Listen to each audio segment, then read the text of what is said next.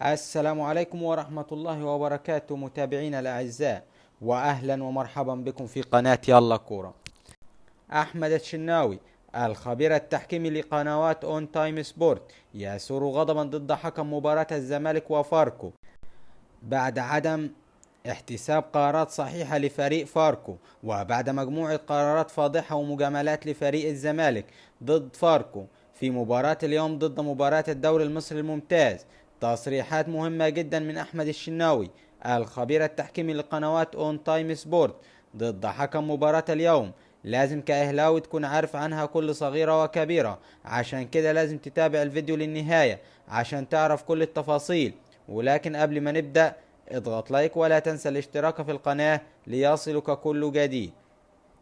أحمد الشناوي الخبير التحكيمي لقنوات اون تايم سبورت يثور غضبا ضد حكم مباراة الزمالك وفاركو بعد عدم احتساب قرارات صحيحة لفريق فاركو، وبعد مجموعة قرارات فاضحة ومجاملات لفريق الزمالك ضد فاركو في مباراة اليوم ضمن مباراة الدوري المصري الممتاز.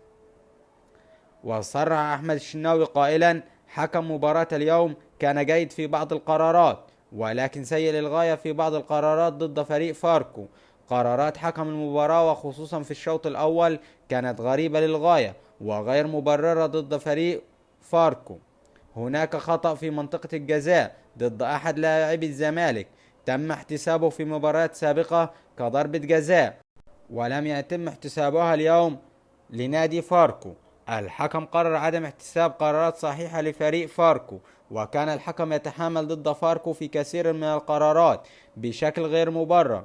يوجد سياسة متضاربة في التحكيم المصري، بعض القرارات تحتسب في مباريات ولا يتم احتسابها في مباريات أخرى. لازم السياسة دي تتغير وتدي لكل واحد حقه في المباراة. اللاعب الذي يرتكب مخالفة يتحملها، طالما لاعب ارتكب خطأ فيه ضربة جزاء يبقى لازم يتم احتساب ضربة جزاء. اليوم حكم المباراة في أكتر من كرة ومخالفة كانت تستدعي التدخل، ولكن تأخير غير مبرر من حكم المباراة في عدم احتساب الخطأ ضد لاعبي الزمالك. لازم يبقى في ثقافة قوة الشخصية لدى التحكيم المصري، يتم تطبيق القانون على جميع المخالفين.